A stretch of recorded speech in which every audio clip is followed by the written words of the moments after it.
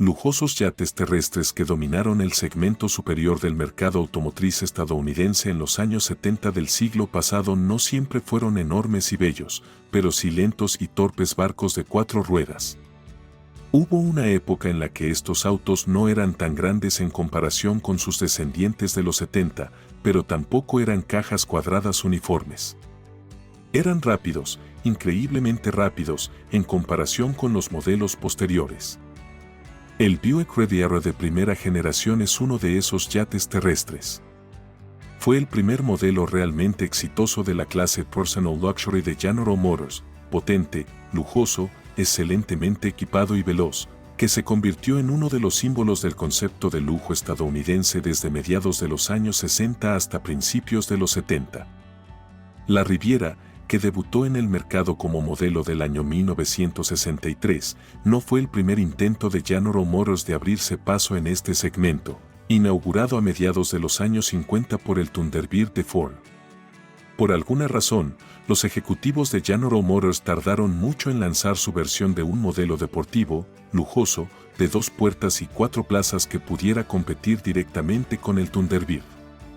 Ford logró vender más de 200,000 Thunderbirds antes de que General Motors presentara en 1961 su primer modelo Personal Luxury, el Oldsmobile Starfire, una versión mejorada y ligeramente más deportiva del Oldsmobile Super 88. Sin embargo, este modelo fue un fracaso, con menos de 8,000 unidades vendidas. El segundo intento fue algo más exitoso, el Pontiac Grand Prix de 1962, basado en el hardtop Catalina. Se vendieron alrededor de 30,000 unidades, pero tampoco logró competir de igual a igual con el Thunderbird. Sin embargo, en 1963, con la llegada de la Riviera a los concesionarios de Buick, la situación comenzó a cambiar.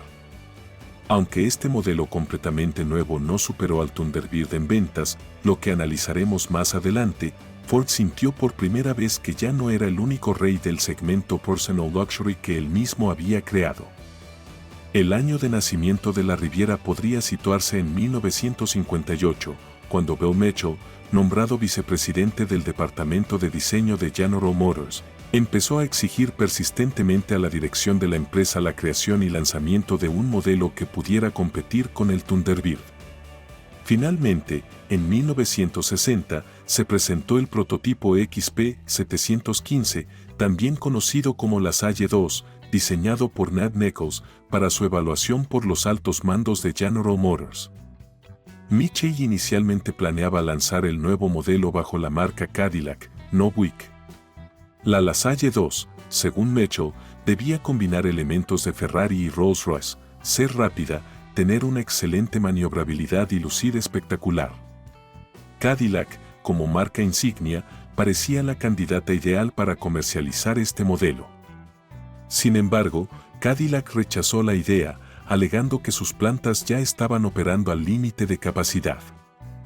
A pesar de esto, el concepto LaSalle 2 capturó tanto la imaginación de los altos ejecutivos que decidieron lanzar el modelo de todos modos, organizando un concurso entre sus marcas Buick, Oldsmobile y Pontiac para desarrollar la mejor versión de este automóvil lista para producción en serie.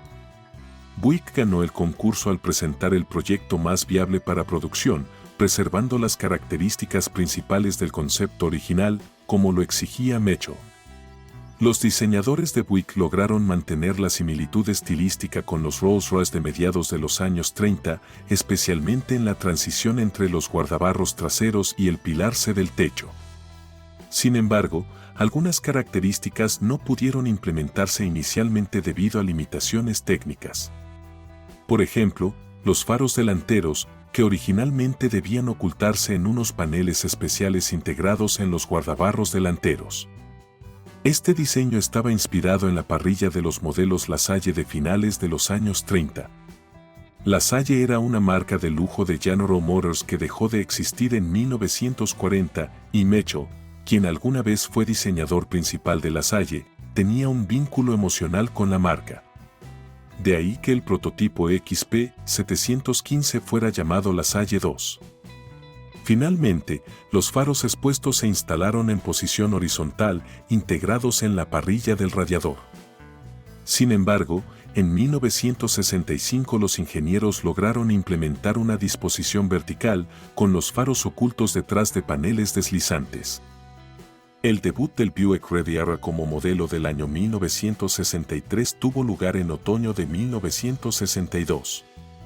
El nombre Riviera fue elegido porque el modelo, al momento de su lanzamiento, estaba disponible exclusivamente en una carrocería hardtop de 2 puertas, presentada por primera vez en el Buick Roadmaster Riviera de 1949. El departamento de marketing de Buick estimó un mercado potencial de 55,000 unidades para el modelo. Sin embargo, para generar hype, como diríamos hoy, la producción anual se limitó a 40,000 unidades.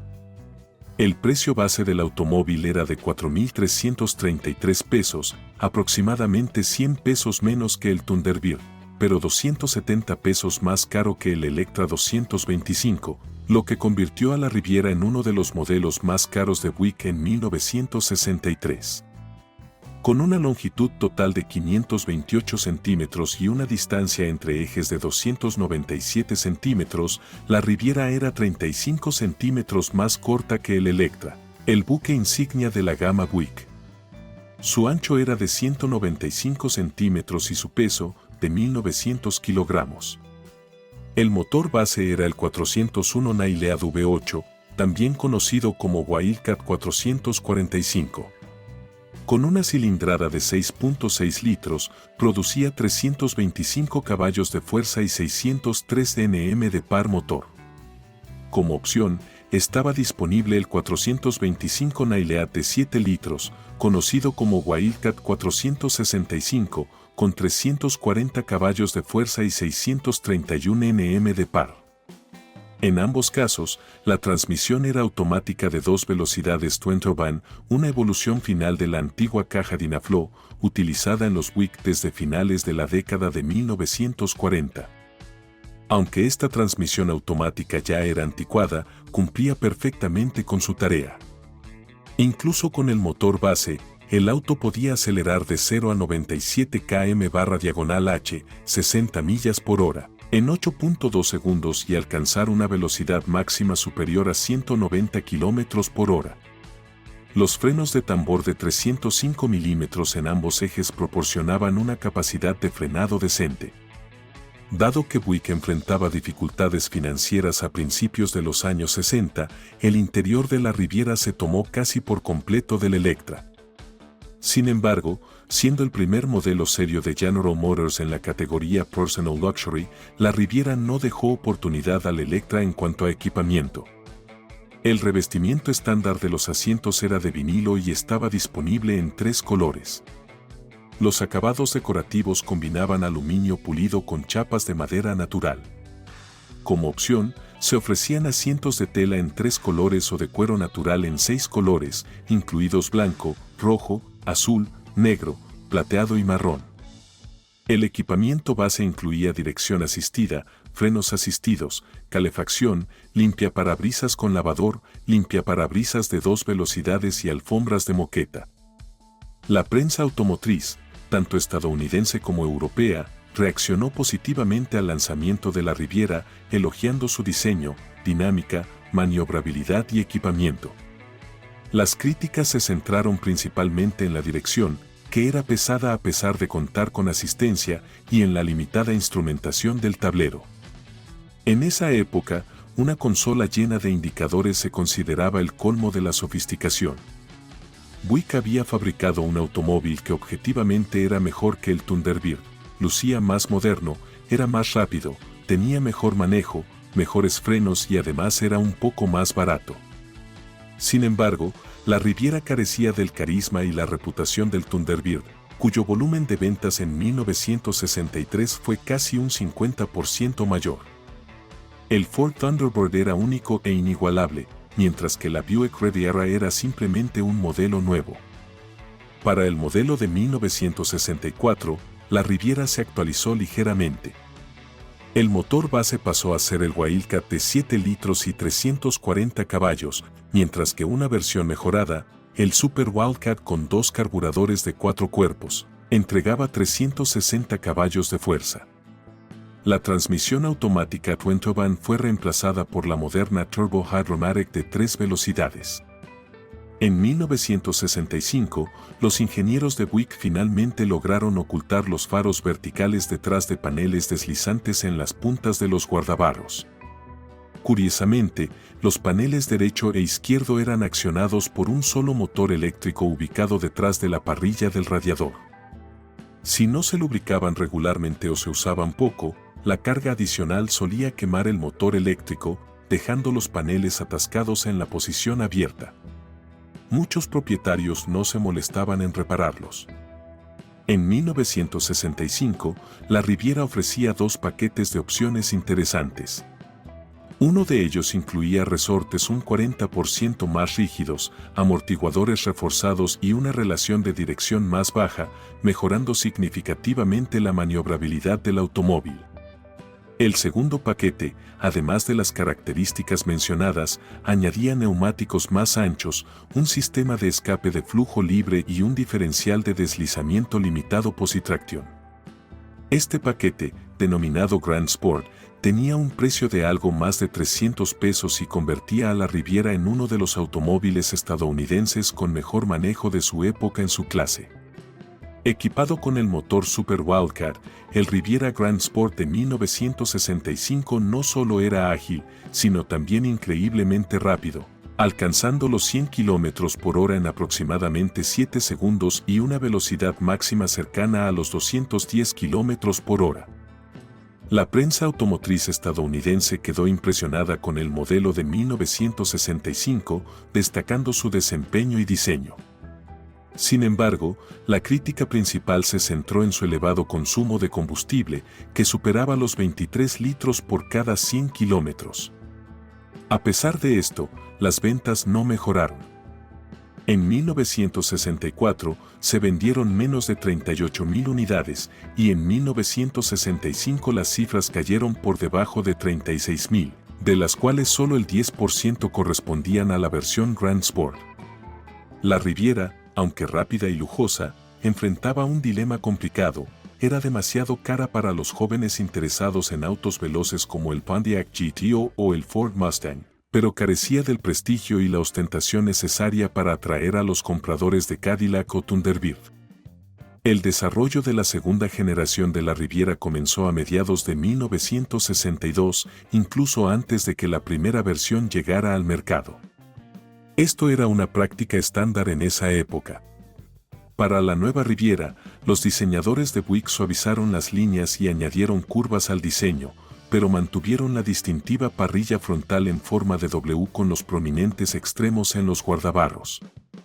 Los faros ocultos volvieron a la parrilla del radiador y se reposicionaron horizontalmente, como en la versión original de 1963. En general, la nueva Riviera compartía más similitudes estéticas con el resto de los modelos de Buick de finales de los años 60. Un cambio notable fue la eliminación de las pequeñas ventanas triangulares de ventilación, introducidas en los automóviles de General Motors en 1933 y utilizadas desde entonces en casi todos los modelos de la compañía. En su lugar, Buick implementó un sistema de ventilación interior innovador llamado Flow-Through Ventilation, conocido en Europa como Circulare, que permitía la circulación de aire a través de la cabina y su salida por aberturas ubicadas debajo de las luces traseras.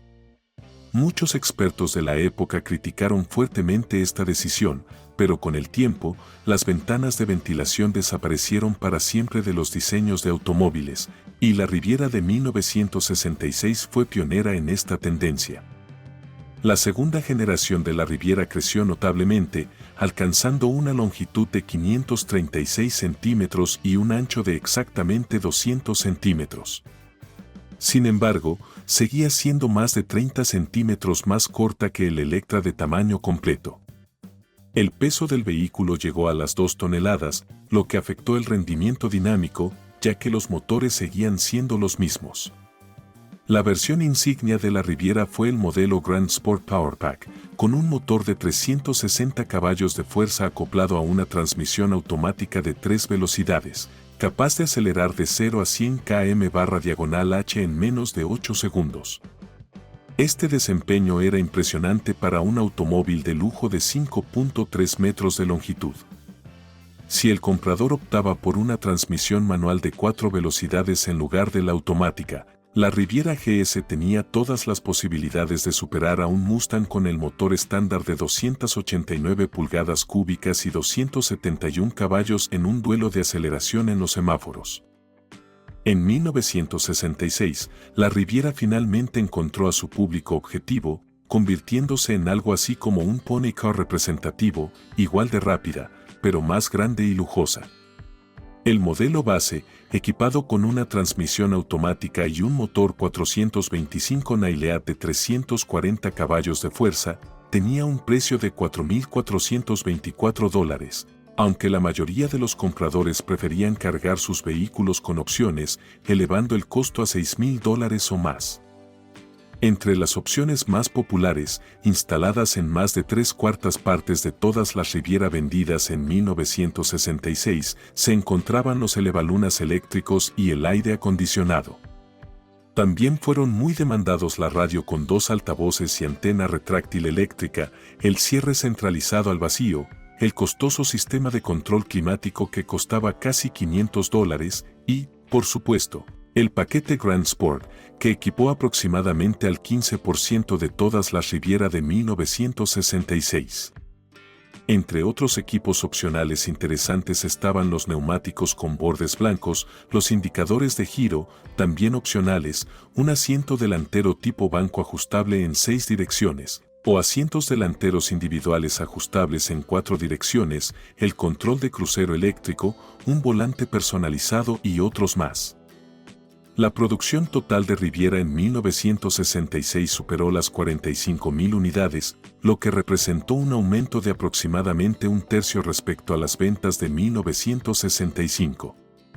No se puede decir que fue un avance revolucionario, pero, al haber definido claramente a su público objetivo, la segunda generación del modelo, que con cambios estilísticos menores permaneció en producción hasta 1970, se convirtió en un jugador serio en el mercado.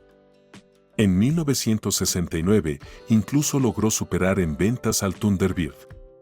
En total, se fabricaron 227,669 unidades de la segunda generación de la Riviera, una cifra impresionante que convirtió al modelo en uno de los autos más icónicos y respetados dentro del segmento Personal Luxury en Estados Unidos.